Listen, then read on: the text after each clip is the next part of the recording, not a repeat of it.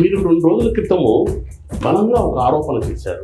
నా ఆర్థిక మూలాల మీద దెబ్బతీసి నన్ను రాజకీయంగా ఎదగనీయకుండా చేయాలని. మీరు కాంగ్రెస్ పార్టీలో ఉన్నప్పుడు మీకు పెద్దిరెడ్డి రామచంద్రారెడ్డికి మంచి సత్సంబంధాలు ఉండేవి.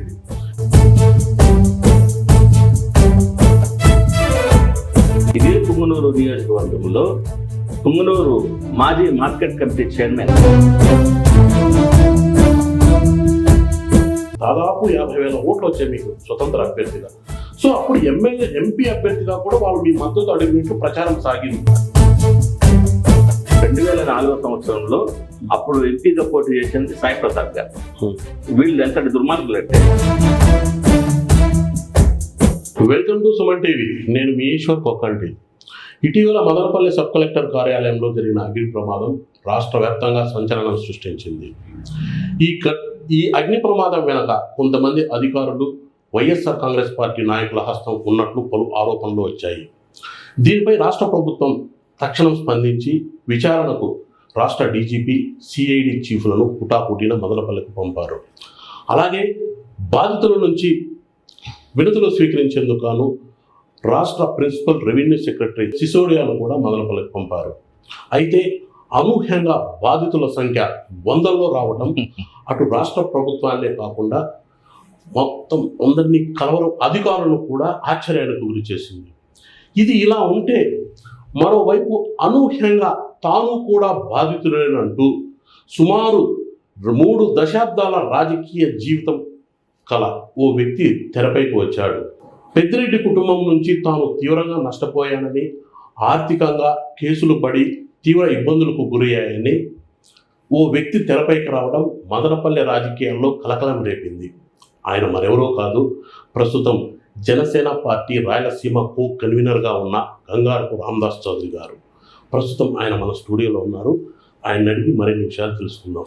నమస్తే రామదాస్ చౌదరి గారు. నమస్తే అన్న, మీరు 2 రోజుల క్రితము బలంగా ఒక ఆరోపణ చేశారు. ఇప్పుడు మదనపల్లి సబ్ కలెక్టర్ కార్యాలయంలో జరిగిన ప్రమాదము, తర్వాత బాధితులు వరదలా రావటం అంతా చూశాం. కానీ అనూహ్యంగా మీరు తెరపైకి వచ్చి నేను కూడా బాధితున్నే, ఆర్థికంగా భారీగా నష్టపోయానని తీవ్రమైన ఆరోపణ చేశారు. ఇంత బలమైన రామదాస్ చౌదరి గారు కూడా బాధితుడు కావడం పట్ల పట్టణంలో కూడా తీవ్ర చర్చనీయాంశమైంది. ఇంతకు మీరు ఏ విధంగా ఆర్థికంగా నష్టపోయారు, ఎలా నష్టపోయారు, మిమ్మల్ని ఎవరు దెబ్బతీశారో కాస్త వివరించండి. నా ఆర్థిక మూలాల మీద దెబ్బతీసి నన్ను రాజకీయంగా ఎదగనీయకుండా చేయాలని. అంటే ఇక్కడ ఒక విషయం చెప్పాలి ఈశ్వర్ గారు. పెద్దిరెడ్డి రామచంద్రారెడ్డి, ఆయన తమ్ముడు కానీ వాళ్ళ కుటుంబం ఎలాంటిదంటే పక్కా పులివెందుల మార్కు రాజకీయాన్ని జగన్మోహన్ రెడ్డి రాష్ట్రం అంతా వ్యాపింపజేయాలని ఆయన చూశారు. చిత్తూరు జిల్లాలో పులివెందుల మార్కు రాజకీయం అంటే, పులివెందుల మార్కు రాజకీయం అంటే మీకు తెలుసు. మొట్టమొదటిగా ప్రత్యర్థులు కానీ, తమ పార్టీలో ఉండే సుమారు పార్టీ నాయకులు కానీ ఆర్థికంగా ఎదగనివ్వరు. తమ పార్టీలో ఉండే నాయకుల్ని, కార్యకర్తల్ని ఆర్థికంగా ఎదగనివ్వరు. ప్రత్యర్థి పార్టీల్లో ఉండే నాయకుల మీద ఆర్థిక మూలాల మీద దెబ్బతీయటము, వాళ్ళ అరటి తోటలు నరికేయటము, వాళ్ళ మోటార్లు కాల్చేయటము చేస్తారు. అదే మార్పు రాజకీయాన్ని పెద్దిరెడ్డి రామచంద్రారెడ్డి మదనపల్లి నియోజకవర్గం అయితే చిత్తూరు జిల్లాలో అయితే, ఉమ్మడి చిత్తూరు జిల్లాలో అయితే ప్రవేశపెట్టారు. భవిష్యత్తులో వీళ్ళు తమకు పోటీ ఉండకూడదు అని. నేనే కాదు, వైసీపీలో చాలా మంది నాయకులు కూడా వీళ్ళ బాధితులే. నాకు పుంగనూరు మండలం పాలంపల్లి సర్వే నెంబర్ 6లో ప్రభుత్వం వారు, నేను వైట్ క్వారీ కోసం అప్లై చేస్తున్నాను. ఎప్పుడు అప్లై చేసినాను? 2005 సంవత్సరం.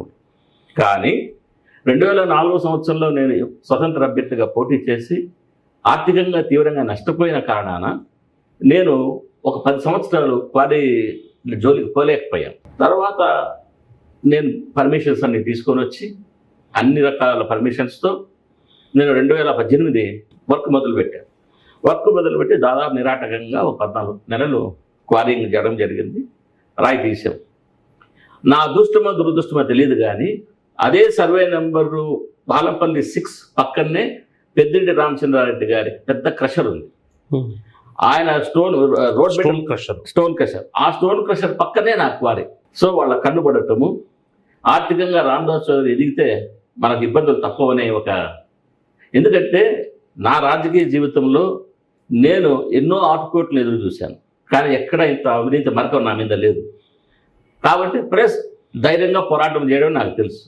అందుకని చెప్పి నా మీద అది ఫారెస్ట్లో ఉందని దాన్ని సీజ్ చేయటము, నా మీద ఫారెస్ట్ యాక్ట్ నెంబర్ 41 ఆఫ్ 2019లో సెక్షన్ కేసు పెట్టడము, నేను హైకోర్టు వారిని సంబంధించి బెయిల్ తెచ్చుకోవటం, ఆ రోజు నుంచి నా క్వారీ నడపకుండా నన్ను దెబ్బతీశారు. కానీ ఒకటినా, ఇప్పుడు మీరు కాంగ్రెస్ పార్టీలో ఉన్నప్పుడు మీకు పెద్దిరెడ్డి రామచంద్రారెడ్డికి మంచి సత్సంబంధాలు ఉండేటివి. ఎందుకు మీ ఇద్దరి మధ్య ఇంత స్థాయిలో మీ ఆర్థిక మూలాలు దెబ్బతీసేంత విభేదాలు ఎందుకు వచ్చాయి? మీకు ఒక చిన్న ఉదాహరణ చెప్తాను. ఇదే పుంగనూరు నియోజకవర్గంలో పుంగనూరు మాజీ మార్కెట్ కమిటీ చైర్మన్ పెద్దలు గంగిరెడ్డి గారు, ఆయన కుమారుడు ఆర్విటి బాబు, వాళ్ళు మొన్న ఎలక్షన్ల ముందు వరకు కూడా గత 10 సంవత్సరాలు రామచంద్రారెడ్డి కోసం రాత్రింబౌళ్ళు కష్టపడ్డారు, చెమటలు చిందించినారు, రక్తాన్ని చిందించినారు. వాళ్ళు వైసీపీకి చెందిన నాయకులు. నా క్వారీ పక్కనే ఆయనది ఒక 5 హెక్టార్లు ఉంటే తెలుగుదేశం ప్రభుత్వంలో LOI వరకు తీసుకెళ్లిన ఆర్విటి బాబు క్వారీని దురాక్రమంగా ఆక్రమించుకొని, వాళ్ళ పార్టీ వాడు నాయకుడు, తెలుగుదేశం పార్టీ వాడు కాదు, జనసేన పార్టీ వాడు కాదు, ఆక్రమించుకొని దాన్ని ధ్వంసం చేసి దాన్ని పగలగొట్టి ఆ మెటీరియల్ అంతా రోడ్ గ్రానైట్కి కావాల్సి పనికొచ్చే రాయిని ధ్వంసం చేసి రోడ్డు బిడ్డలకు వాడుకున్నారు. వాళ్ళకేంది, ఎవడు ఎదగకూడదు మేము తప్ప, ఇది వాళ్ళ సిద్ధాంతం. ఇప్పుడు మీరు అంటున్నా ఫారెస్ట్ ల్యాండ్, అది ఫారెస్ట్ ల్యాండ్ అనేసి అధికారులు వచ్చారు, దాన్ని ఆనుకొని ఆయన భూమి కూడా ఉంది కదా, ఆ భూమిని కూడా వాళ్ళు అప్పుడు ఫారెస్ట్ ల్యాండే కదా, అది కూడా అదే కదా వాళ్ళకు ఒక చట్టం, ఎదుటానికి ఒక చట్టం. ఓకే, ఇప్పుడు మన దానిపైన మీరు కోర్టుకు అప్రోచ్ అయ్యారనా? సరే, ఫారెస్ట్ అధికారులు ఏం చెప్పారు మీకు? ఏమని వాళ్ళు స్టాప్ చేశారు మీకు? ఫారెస్ట్ అధికారులు, అప్పుడున్న DFO, మళ్ళీ అక్కడున్న ఫారెస్ట్ అధికారులు అందరూ కూడా ఇదిగోనండి, సాక్షాత్తు జిల్లా SP గారికి, జిల్లా కలెక్టర్ గారికి ఏమని పెట్టారు? Ramdas Chaudhary is doing a mining operations in reserve forest area, అక్రమంగా చేస్తున్నారు కాబట్టి అవిటిని సీజ్ చేసి, ప్రాపర్టీ అంతా సీజ్ చేసి దాని క్వారింగ్ ఆపరేషన్స్ స్టాప్ చేసేదానికి నాకు పోలీస్ ప్రొటెక్షన్ కావాలని ఓ DFO డిస్ట్రిక్ట్ కలెక్టర్కి, SPకి లెటర్ పెట్టాడు. అంటే సీజ్ చేసేదానికి మేము పోతున్నాం, ఎందుకంటే క్వారీ ఫారెస్ట్ లో ఉందండి. ఓకే ఓకే, అదే DFO ఏదైతే DFO నేను వాళ్ళ చర్యలను సవాల్ చేస్తూ గౌరవ AP హైకోర్టులో రిట్ నెంబర్ 9935 గాని రిట్ వేస్తే, అదే ఆయన ఇచ్చిన సునీల్ కుమార్ రెడ్డి అనే DFO ఇచ్చిన ఆన్సర్ ఏంటంటే, ఇది ఫారెస్ట్ లైన్ పక్కన అడ్జాయినింగ్ టు రిజర్వ్ ఫారెస్ట్ లో ఉంది, పక్కన ఉంది. అంటే గతంలో ఏమో ఇది ఫారెస్ట్ ల్యాండ్ అని చెప్పాడు, ఇప్పుడు కోర్టుకు మాత్రము ఇది ఫారెస్ట్ పక్కన ఉంది. అంటే కోర్టును కూడా తప్పుదో పట్టించారంటారు. కోర్టులో నిజం ఒప్పుకున్నాడు, ఓకే, ఫారెస్ట్ పక్కన ఉందని. ఇది తప్పుడుగా వాళ్ళకి సమాచారం ఇచ్చి నా క్వారీ సీజ్ చేశారు. క్వారీ సీజ్ చేసిన తర్వాత ఎప్పుడైతే నేను 9935 రిట్ పిటిషన్ ఫైల్ చేశానో, court has given permanent injection, నాకు పర్మనెంట్ ఇంజెక్షన్ ఇచ్చి ఫారెస్ట్ వాళ్ళని దాంట్లోకి ఎంటర్ కావద్దని చెప్పి ఆర్డర్ ఇచ్చింది. ఓకే, ఆర్డర్ ఇచ్చిన తర్వాత నేను మళ్ళీ క్వారీ ఆపరేట్ చేశాను. ఆపరేట్ చేసి దాదాపు మళ్ళీ 300 మీటర్ ప్రొడక్షన్ చేస్తే నాకు పర్మిట్ లేకుండా అప్పుడున్న AD సాయిరామ్ సింగ్ మైనింగ్ వాళ్ళు పర్మిట్ ఇవ్వకుండా ఆపారు. ఆపితే మళ్ళా హైకోర్టుకి వెళ్ళాను. హైకోర్టుకి వెళ్తే ఇమ్మీడియట్ గా నువ్వు పర్మిట్ ఇవ్వమని చెప్పింది హైకోర్టు, అయినా ఇవ్వలేదు. దెన్ నేను కంటెంప్ట్ కోర్టుకి వెళ్ళాను, కంటెంప్ట్ మీద వెళ్ళాను. పోతే అదే మైనింగ్ అధికారులు ఏం చెప్పారు తెలుసా ఈశ్వర్ గారు, ప్రజాస్వామ్యంలో ఉన్నామా, మనం తాలిబాన్ల పాలనలో ఉన్నామా అని సిగ్గుచేటు సార్, మీరు ఇట్లా కోర్టు ఆర్డర్ల మీద ఆర్డర్లు తీసుకుని వచ్చి మమ్మల్ని ఇబ్బంది పెడితే, మేము ప్రభుత్వం ఉద్యోగస్తులము, మీరు రేపు క్వారీ ఆపరేట్ చేసిన తర్వాత ఏదైతే JC దివాకర్ రెడ్డి, JC ప్రభాకర్ రెడ్డి వాళ్ళ బస్సుల మీద అక్రమ కేసులు పెట్టి వాళ్ళకి చేశారో, మళ్ళీ మీ మీద కేసులు పెట్టమని మా మీద ఒత్తిడి చేస్తారు. కాబట్టి దయచేసి ఆయన ఒక అధికారి చేతులు జోడించి వేడుకొని నన్ను చేయద్దు సార్. అంటే మీకు వాళ్ళకి ఇప్పుడు మీరు 2004 ఎన్నికల్లో పోటీ చేశారు ఇండిపెండెంట్గా, దాదాపు 50,000 ఓట్లు వచ్చాయి మీకు స్వతంత్ర అభ్యర్థిగా. సో అప్పుడు MP అభ్యర్థిగా కూడా వాళ్ళు మీ మద్దతు అడిగినట్లు ప్రచారం సాగింది. అది ఎంతవరకు వాస్తవం ఉందో మీరే చెప్పండి. మీకు వాళ్ళకు అంత పరిచయాలు ఉన్నప్పుడు రామదాస్ చౌదరిని ఇబ్బంది పెడితే వాళ్ళకి ఏమొస్తుందంటే ఏం చెప్తారు? 2004 సంవత్సరంలో అప్పుడు ఎంపీగా పోటీ చేసింది సాయి ప్రతాప్ గారు. వీళ్ళు ఎంతటి దుర్మార్గులు అంటే, అప్పుడు కూడా సాయి ప్రతాప్ గారు ఓడిపోవాలని కోరుకున్నారు వీళ్ళు. కానీ నేను సాయి ప్రతాప్ గారికి నాకు నా అనుబంధం వల్ల, స్నేహం వల్ల నేను సాయి ప్రతాప్ గారికి సపోర్ట్ చేయడం జరిగింది. కానీ కొన్ని ఎన్నికల్లో ఎంపీ మిథున్ రెడ్డి గారు ఎన్నికల్లో ఎంపీగా పోటీ చేసినప్పుడు రామదాస్ చౌదరి మద్దతు అడిగారని ప్రచారం ఉంది మదనపల్లిలో. ఖచ్చితంగా అండి. 2019 సంవత్సరంలో జనసేన పార్టీ తరఫున నా భార్య పోటీ చేసినప్పుడు ఎంపీ మదన్ రెడ్డి గారు కూడా మధ్యవర్తులు పంపించారు, తన ఎంపీ ఓటు తనకే ఇచ్చమని. అట్లాగే అప్పుడు తెలుగుదేశం పార్టీ ఎంపీగా పోటీ చేసిన సత్యప్రభ గారి మనవడు అంటే కూతురు అల్లుడు ఇదే మన షణ్ముగ ఈవెంట్ కరుణాకర్ ద్వారా నా దగ్గరకు వచ్చి మద్దతు ఇవ్వమని చెప్పి కోరితే నేను ఇద్దరిని కూడా సున్నితంగా తిరస్కరించి నా మద్దతు జనసేన పార్టీ తరఫున పోటీ చేసిన ముఖరామ్ చంద్కే 2 ఓట్లు అడిగాం మేము. ఇంత పరిచయం ఉన్న రామదాస్ చౌదరిని దెబ్బ కొట్టాల్సిన అవసరం ఏముంది? చెప్పాను కదా, 900 మార్కు రాజకీయం. ఓకే, అంటే ఇక్కడ రామదాస్ చౌదరి దిగితే వాళ్ళకి ఏంటి నష్టము? ఇప్పుడు రామదాస్ చౌదరి దిగితే ఇప్పుడు నేను అదే మీకు చెప్పింది, నేననే కాదు వాళ్ళ పార్టీలో ఉన్న నాయకులు కూడా, ఆ పార్టీకి కష్టపడిన నాయకులు, ఆ పార్టీకి రక్తం చిందించిన కార్యకర్తలు ఈ 5 సంవత్సరాల్లో బాగుపడిన వాళ్ళ పేరు ఒక్కటి చూపించండి నాకు. ఈ భూదందాలు చేయడానికి, దుర్మార్గాలు చేయడానికి, ఫోర్జరీ సంతకాలు పెట్టడానికి కొంతమంది అనయాలు పెట్టుకొని ఉండొచ్చు, కానీ నిజంగా ఎన్నికల్లో కష్టపడి పార్టీ కోసం కష్టపడిన వైసీపీ కార్యకర్త, వైసీపీ గ్రామ స్థాయి నాయకుడు, వైసీపీ మండల స్థాయి నాయకుడు బాగుపడినట్లు కానీ, ప్రభుత్వం వస్తే ఆర్థికంగా నిలదొక్కుని వాళ్ళ కుమార్తె పెళ్లి చేసినట్టు కానీ, కొడుకులు చదువుచుంటూ కానీ ఒక్క పేరు చూపించారు.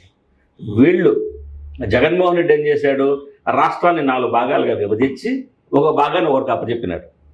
వీళ్ళు సామంతరాజులుగా మొత్తం కంకర, ఇసుక, లిక్కరు, మైనింగు ఇది చాలదన్నట్టు పేద ప్రజలండి, వితంతువులండి, విదేశాల్లో చదువుకుంటామండి బిడ్డలండి, వాళ్ళ ఆస్తులంతా కూడా బెదిరించి ఆస్తులు రాసుకునేది కాక రెవెన్యూ రికార్డ్స్ని తారుమారు చేసి కొన్ని వేల ఎకరాలని తమిళపల్లి ఎమ్మెల్యే ద్వారనాథ్ రెడ్డి, ఇటు పెద్దిరెడ్డి రామచంద్రారెడ్డి, వాళ్ళ కుమారుడు మిథున్ రెడ్డి. అందుకనే ఒక సామెత ఉంది తెలంగాణలో, పొట్టోడిని పొడుగోడు కొడితే పొడుగోడిని పోచమ్మ కొట్టింది. వీళ్ళ అరాచకాలకి ఈరోజు ప్రకృతే సరైన సమాధానం. ఓకే, ఫైనల్గా ఎంత నష్టపోయారన్నా ఆ మైన్ అదే మీ క్వారీ విషయంలో ఎంత ఆర్థికంగా నష్టపోయారు?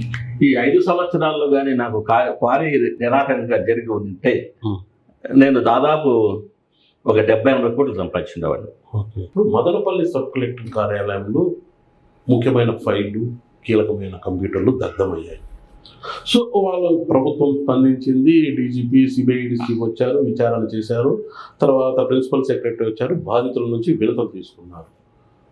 అనూహ్యంగా సుమారు అంటే ప్రిన్సిపల్ సెక్రటరీ శిశుడే చెప్పిన దాని ప్రకారం 600 మంది బాధితులు వచ్చారు. ఇది ఎలా చూడాలంటారు? అవినీతికి అన్యాయానికి పరాకాష్ట. నేను ఎందుకు చెప్తున్నానంటే ఇక్కడున్న సామాన్య జనాలకు చాలా మందికి తెలియకపోవచ్చు.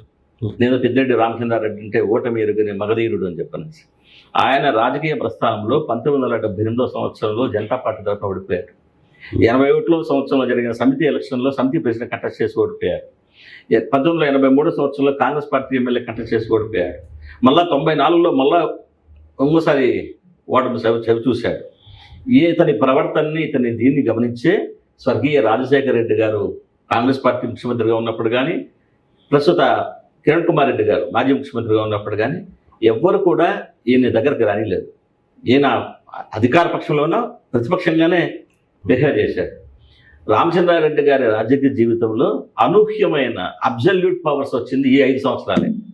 అంతకుముందు రోషయ్య గారి పీరియడ్లో 1 సంవత్సరం ఫారెస్ట్ మినిస్టర్గా చేశాడు, కానీ అబ్జల్యూట్ పవర్స్. ఎందుకంటే యథారాయక తదా ప్రజాని, అక్కడ పైన ఉండే ఒక సైకో ఉన్నాడు కాబట్టి, సైకో ముఖ్యమంత్రి, అతన్ని ఆసరంగా పెట్టుకొని విచ్చలవిడిగా రెచ్చిపోయి అకృత్యాలు, అన్యాయాలు. కానీ ఇప్పుడు వచ్చిన ఫిర్యాదుల్లో ఒకసారి చూస్తే తమ్మల్లపల్లి, పొంగనూరు, పీలేరు, మదనపల్లిలో కూడా కొంచెం. అయితే వీటిలో చాలా వరకు 600 ఫిర్యాదులు సుమారు 200 ఫిర్యాదులు కేవలం ఆయన అనుచరుల మీద కూడా వచ్చాయి. దీన్ని ఎలా చూడాలంటారు? ఇప్పుడు నాయకుడు అనేవాడు కరెక్ట్గా ఉండి, మరి ఇలాంటి ఫిర్యాదులు ఇంతకుముందు గతంలో ఎంతోమంది ముఖ్యమంత్రులుగా చేశారు. అలాగే ఈ ప్రాంతంలో మదనపల్లి కావచ్చు, తమిళపల్లి కావచ్చు, గంగారపు కుటుంబం రాజకీయం నడిపింది, నాటుకొండ కుటుంబం రాజకీయం నడిపింది, గట్టు నరసింహరావు గారు రాజకీయం నడిపారు. ఆవుల మోహన్ రెడ్డి గారు ఫ్యామిలీ కల్చర్లో టిఎన్ ఫ్యామిలీ కల్చరల్ ఫ్యామిలీ, వాళ్ళు 10 మందికి అన్నం పెట్టి 10 మందికి సహాయం చేశారు. కానీ ఇదేనండి, ఇది ఇంత అన్యాయము, ఇంత చేశారు. కాబట్టి వాళ్ళ అన్యాయాలు ఇందాక చెప్పా కదా, నిజమైన కార్యకర్త, కష్టపడిన నాయకుడిని ఎవరు వీళ్ళు ఎదగనీ లేదు ఆర్థికంగా. కొంతమంది వాళ్ళ మాట అడుగులకు మడుగులు ఎత్తే కొంతమందిని ఏర్పాటు చేసుకొని వాళ్ళ ద్వారా దందా నడిపారు. ఇప్పుడు మామూలుగా అధికారులు విచారిస్తున్నారు, కొంతమంది వ్యక్తులు పేర్లు బయట వస్తున్నాయి. అయితే ఈ కేసు ఎప్పట్లోగా కొలిక్కి వచ్చే అవకాశం ఉందంటే ఏం చెప్తారు? నేను నిన్నే చూశానండి, ఆల్రెడీ చీఫ్ సెక్రటరీ సిసోడియా గారు ప్రాథమిక విచారణ రిపోర్టు ప్రభుత్వానికి సబ్మిట్ చేశారు.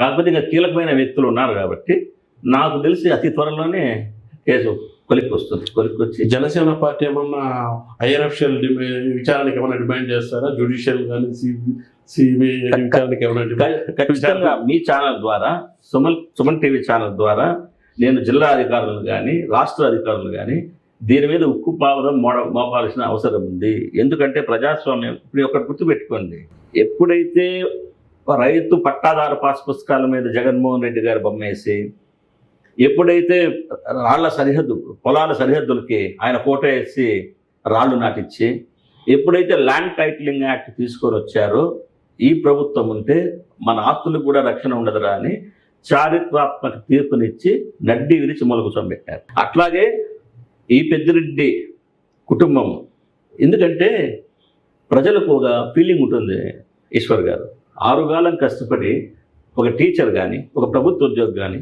30 సంవత్సరాల ఉద్యోగం చేసి తన స్వెట్ అండ్ బ్లడ్ వాళ్ళ చిరకాల వాంఛ ఏముంటుంది తెలుసా? ఒక సైడ్ కొనుక్కుందామని, ఒక ఇల్లు కట్టుకుందాం.